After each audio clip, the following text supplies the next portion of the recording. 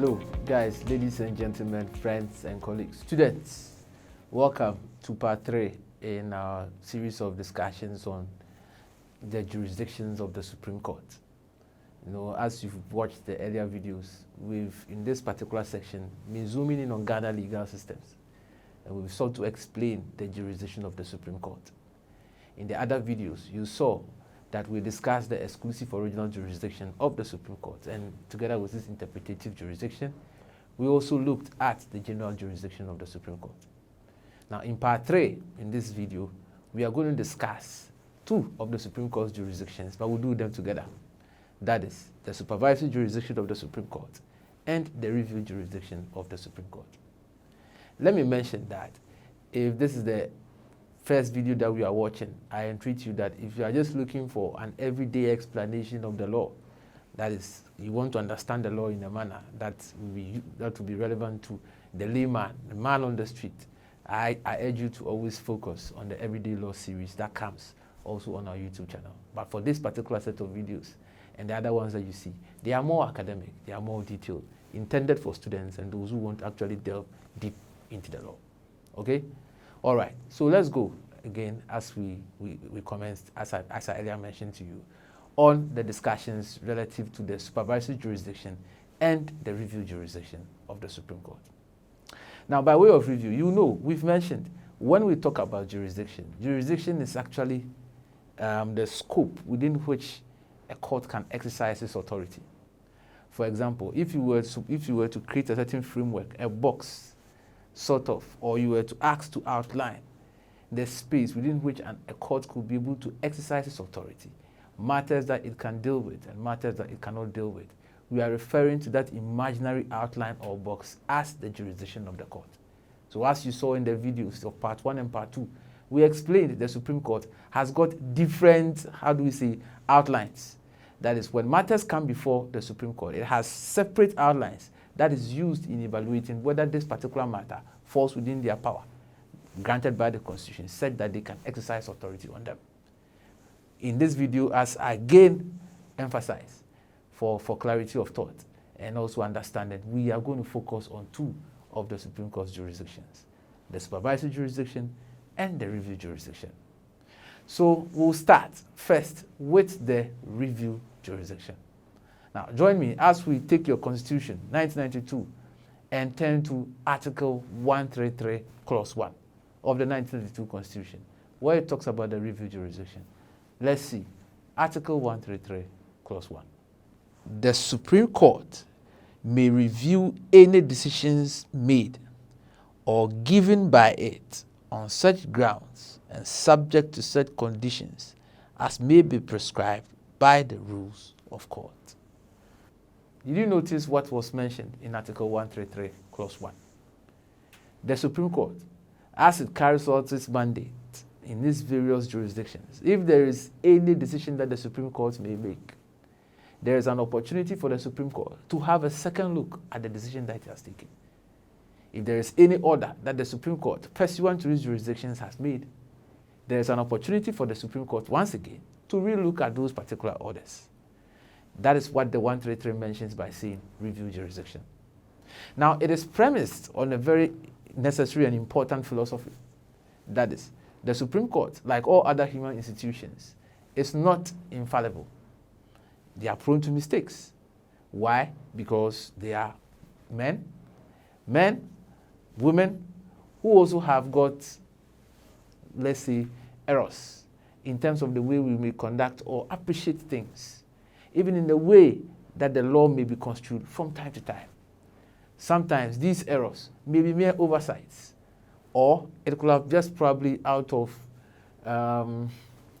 reasonable instances just escaped clarity or escaped scrutiny. So the review jurisdiction of the Supreme Court is a recognition of the fact that though we may have 5 men, 6 men, 7 men sitting on a particular panel to discuss a particular issue, it is possible that certain things might have escaped scrutiny. So the review jurisdiction allows that. Now you will notice that the 133 Clause 1 also adds that This exercise of the review jurisdiction of the Supreme Court, the ability or the power of the Supreme Court to re-look or have a second look at decisions or orders that it has already taken or made, is subject to the rules of court. That is, the desire or the ability for them to make those reviews is not exercised in a vacuum. There are principles and procedures that should govern them. And it mentions in here that the rules of court. Now, when you turn attention to the Supreme Court rules, CI 16, there in the CI 16, we have rules that are outlined to govern the way the Supreme Court does its work. Under one of the rules, Rule 54, it mentions two grounds upon which the Supreme Court can exercise its review jurisdiction. That is, two grounds upon which the Supreme Court will be able to have a second look at its decisions, orders, or whatever decisions that it has made pursuant to its jurisdiction. Two of these grounds are as follows.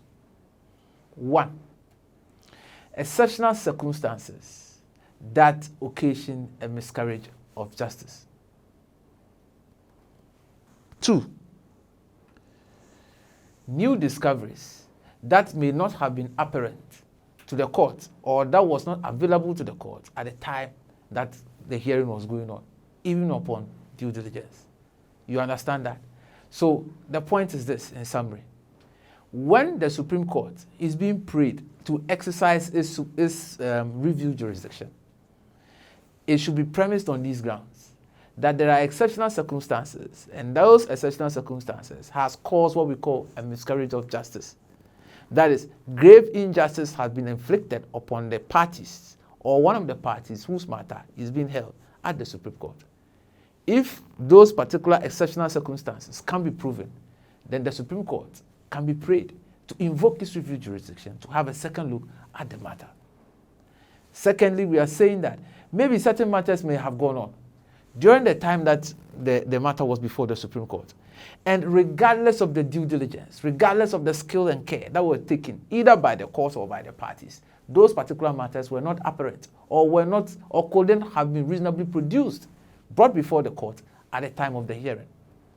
If subsequent to the decision of the Supreme Court, those matters come out, and it is clear to all reasonable minds, parties and court alike, that these matters were not matters that could have been reasonably been produced at the time of the hearing, the Supreme Court's review jurisdiction can be brought to bear, said that in light of the new facts and discovery, they can have a second look at the matter. So these are the two grounds upon which the review jurisdiction of the Supreme Court can be exercised or invoked.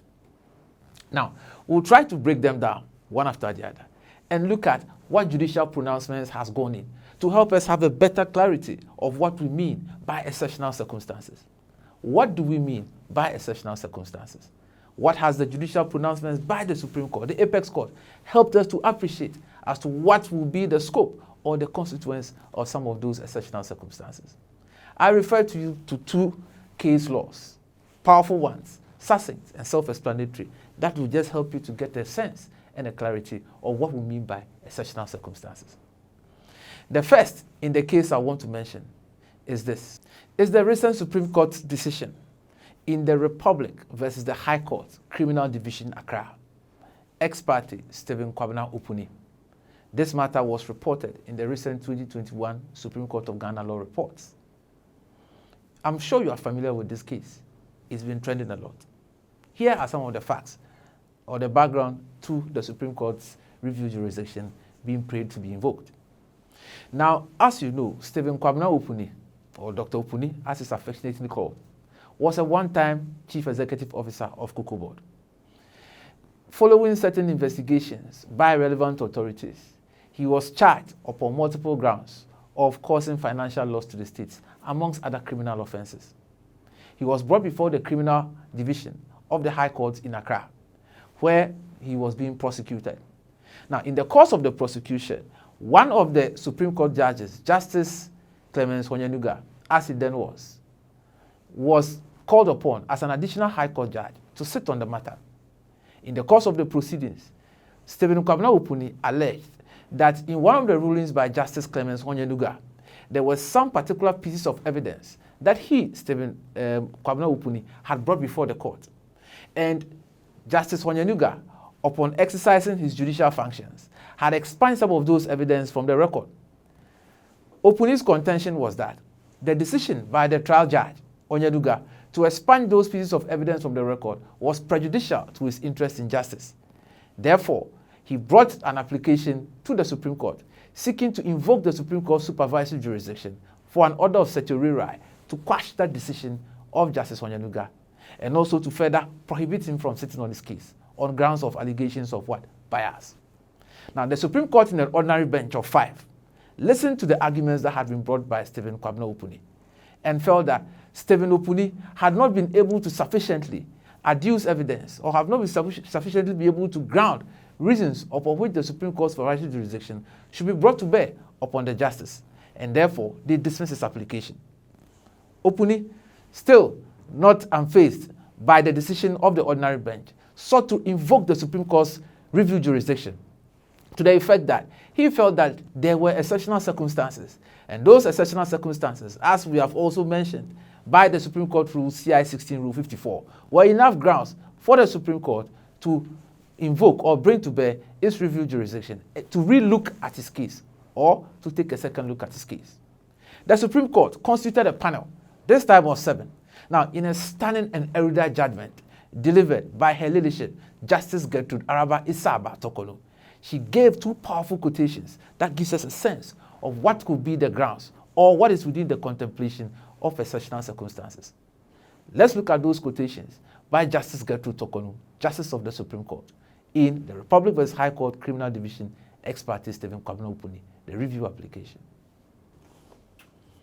By Justice Tokolo, by court, the exceptional circumstance is that the decision of the majority panel did not reflect the constitutional edict on how the doctrine of stare decisis is to be affected.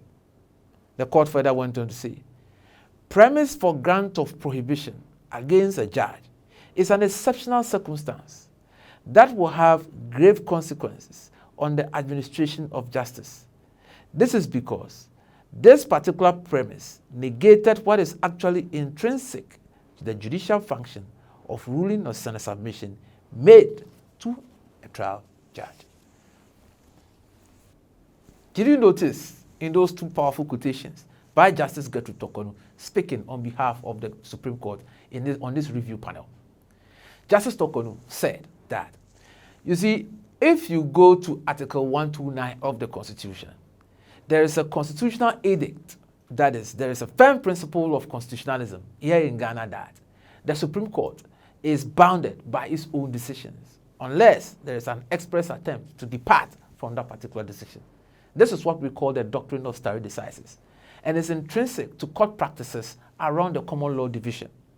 So the fact that a matter that was before the High Court and was being held by the court, in the ordinary bench, in their consideration of the matter, departed from the particular position that had been held by the Supreme Court, and someone or the aggrieved party felt that that departure was inconsistent with the practice of the Supreme Court, the review jurisdiction of the Supreme Court was properly held to be having invoked. Why? Because it is an exceptional circumstance. Now, this is it. Just to illustrate it, this is how we have been doing things. This is what our rules of procedure has been teaching us. A matter comes up, and we don't follow those rules of procedure, and we follow something else. What wrong is there for us to go back and say, oh no, if this is how we're doing things, and we are changing it, then we ought to be careful in how we are proceeding about it. This is essentially what Stephen Kwabena Opuni had brought before the court, and the review jurisdiction of the Supreme Court was appropriately also invoked. Therefore, the court in that particular matter, in the review application, saw that there were proper grounds for the Supreme Court to have a second look at the matter that the ordinary bench had earlier quashed. Also, you will notice from the quotation that Stephen Kwabena Opuni had also added to his application that he wanted an order of prohibition against Justice Clement Onyeduga because he felt that the judge had evinced an intention to proceed on the matter on the grounds of bias against him. Justice Tokolo, again, speaking for the Supreme Court, said that, now, if someone alleges that a judge is being biased, it goes to the core of the judicial function. Because why?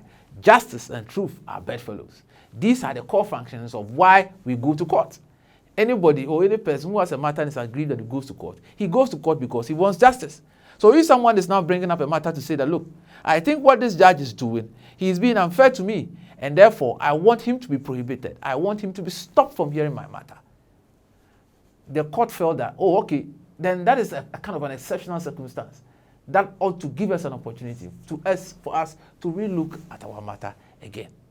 So clearly, in the case of the Republic vs. High Court Criminal Division, as we mentioned, the ex parte Stephen Kwabena Opuni case, we saw what we meant by exceptional circumstances in there. And remember, these exceptional circumstances, as the court has held, should have occasioned the miscarriage of justice.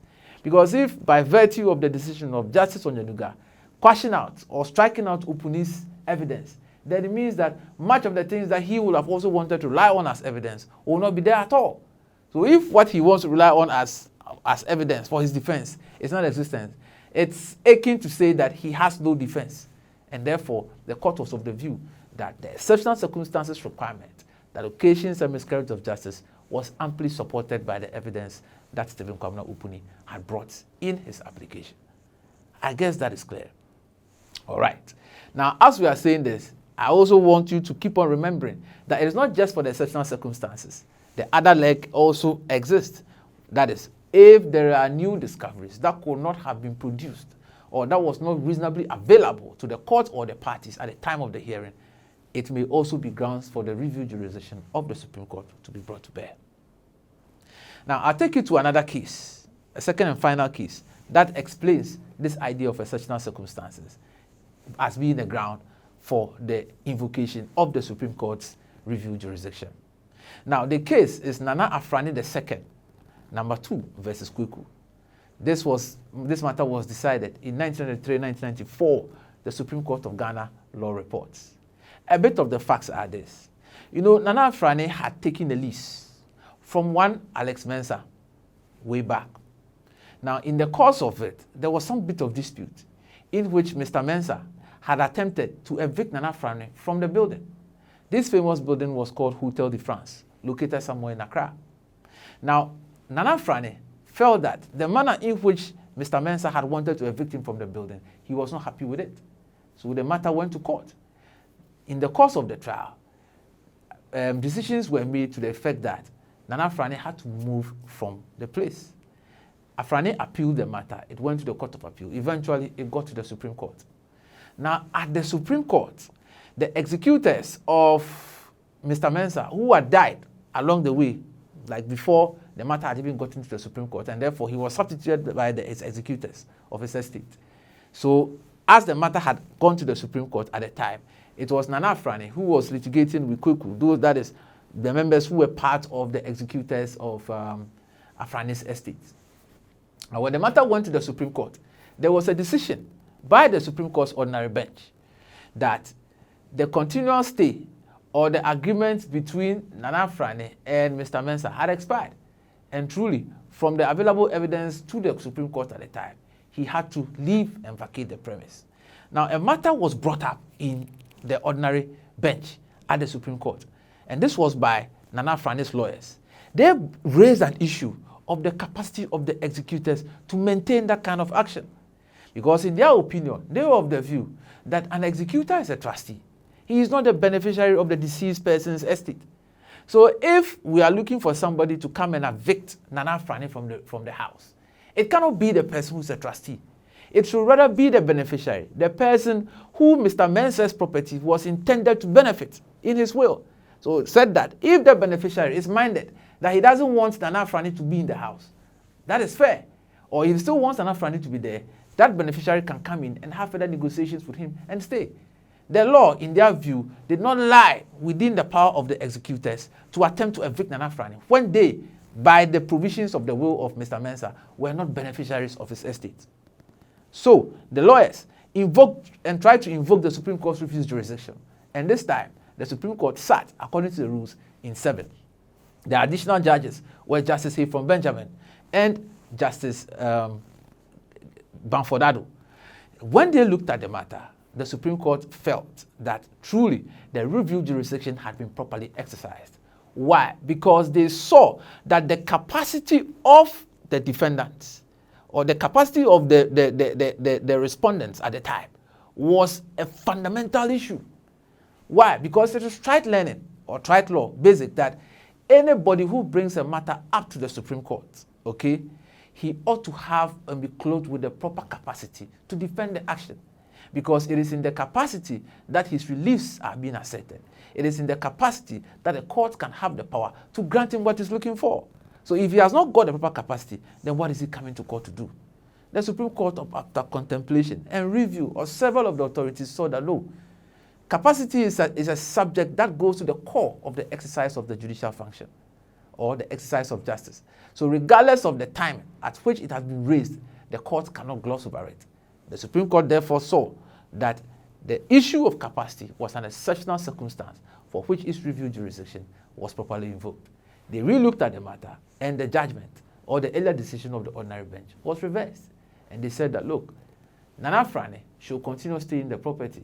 Rather, the estate of Mr. Mensah has to be properly dealt with. Said that the beneficiaries will be known. If the beneficiaries of the building of which Mr. Mensah was inhabiting were minded to take Mr. Mensah out, then they can do that and have negotiations with him. Guys, the point is clear. So in these two cases that we've mentioned, I think that the understanding of the review jurisdiction of the Supreme Court has been clear.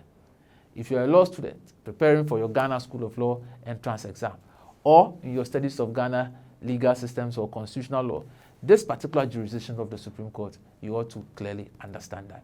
We are saying the review jurisdiction is exercised when there are exceptional circumstances that occasion a miscarriage of justice, or there are new discoveries that could not have been reasonably produced at the time that the court were hearing.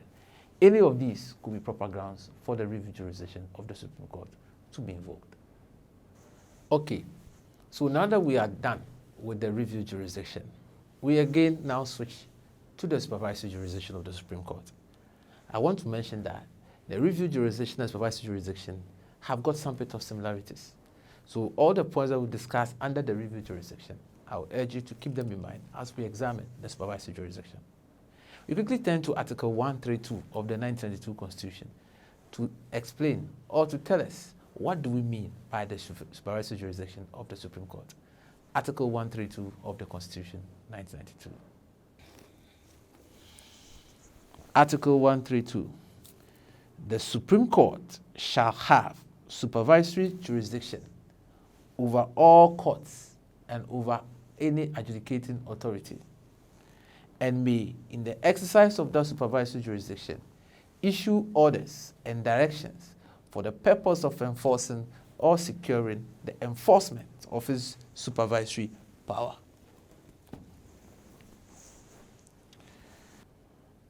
Did you notice Article 132 of the Constitution?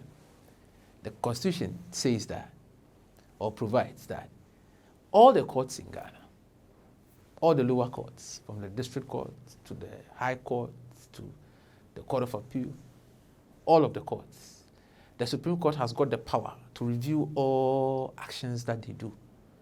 Okay, that is what we mean by supervisory jurisdiction.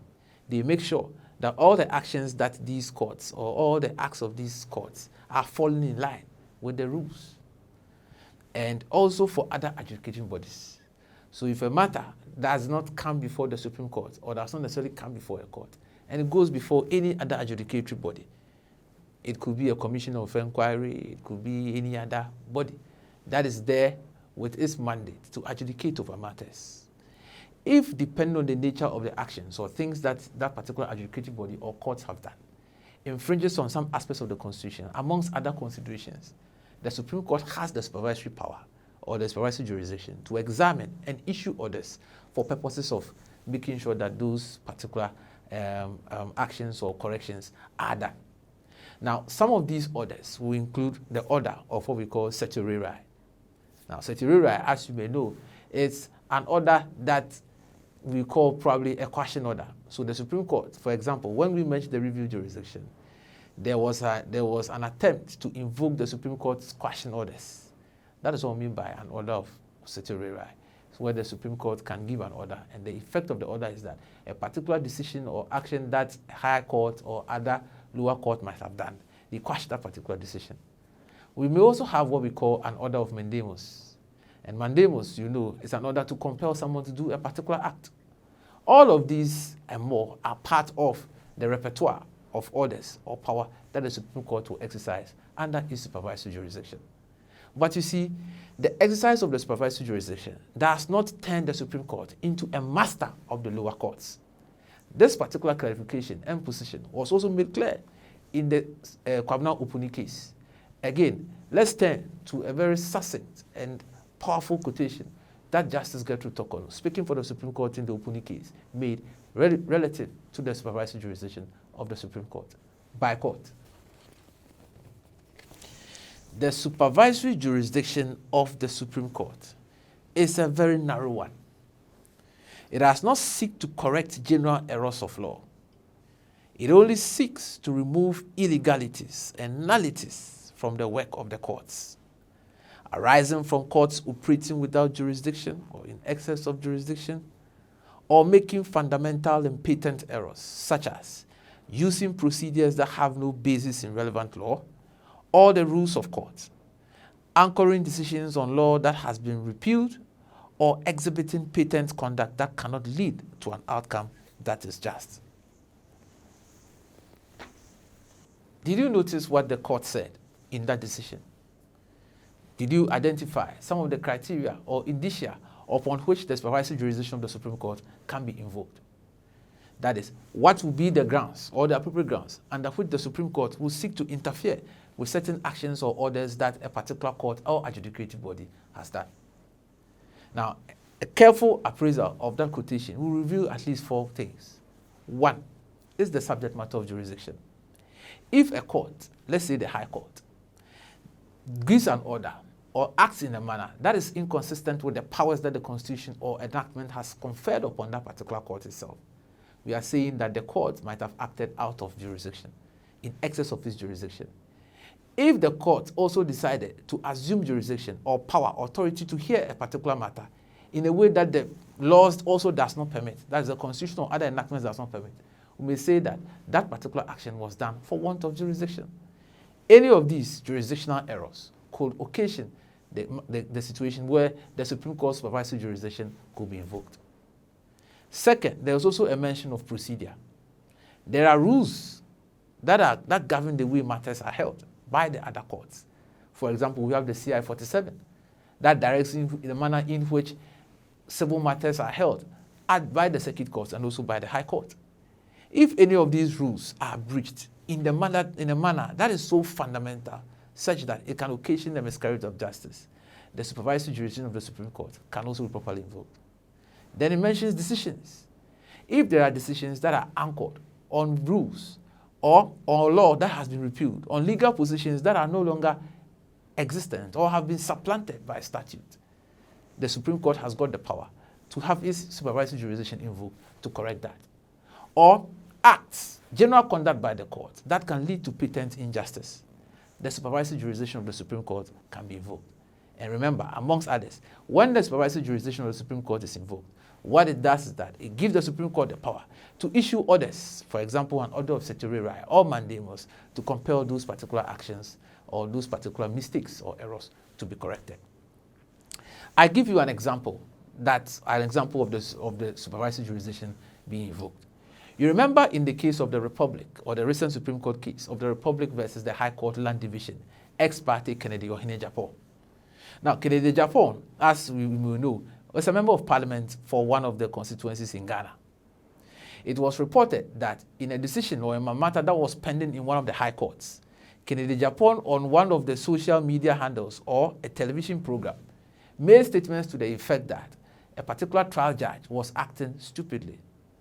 It was the view of the court that these particular decisions or these particular actions by the Honorable Member of Parliament had sought to bring the administration of justice into irreparable disrepute, and therefore he was cited for contempt, brought before the High Court to answer a charge of contempt.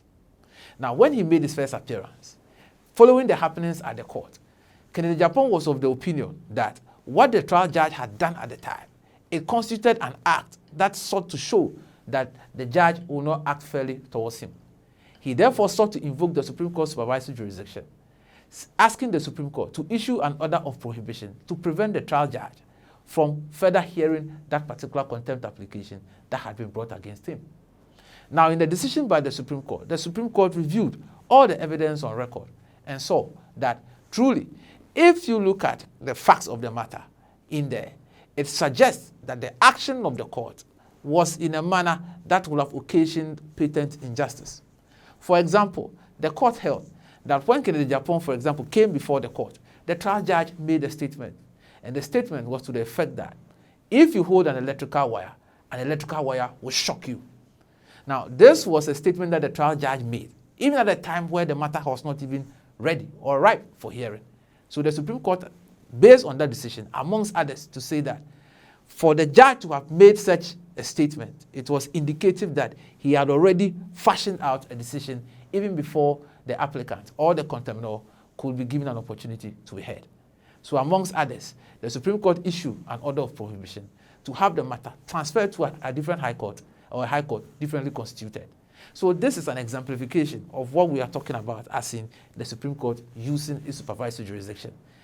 If the conduct of the court is such as to occasion patent injustice, the court will have the right and duty to have its supervisory jurisdiction invoked to rectify all these things.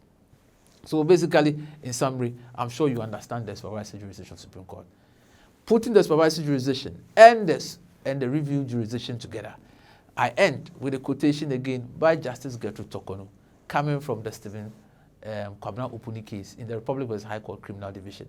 And that statement is a summary and a condensation of what we mean by the review jurisdiction, supervisory jurisdiction, and its important spirit. Let's see what the justice said. Her Ladyship. By court, the supervisory jurisdiction and review jurisdiction of the Supreme Court are concerned with the structural pillars on which the edifice of judicial function is exercised, and seeks to deal with nullities and dislocations in the pathway of arriving at a decision lawfully. Did you notice that? So, the review jurisdiction and supervisory jurisdiction, Article 132, Article 133, the court and the Supreme Court has held that it has got to deal with the structural pillars of the exercise of judicial function. So if there's any particular action that is fundamental, material, in the sense that it goes to the roots and core of the judicial function or the administration of justice, the Supreme Court's supervisory jurisdiction can be invoked. In a like manner, if the ordinary decision by the Supreme Court, sitting by 5, or any other jurisdiction of the Supreme Court has been exercised, and the manner in which that it was exercised was also fundamental, grave, and has occasioned a miscarriage of justice, the review jurisdiction of the Supreme Court can be properly explained. Article 132, 133 succinctly explained for you. So students, take note when we refer to the jurisdictions of the Supreme Court, as it is mentioned, the supervisory jurisdiction and the review jurisdiction. Stay tuned in part 4 as we discuss the appellate jurisdiction of the Supreme Court.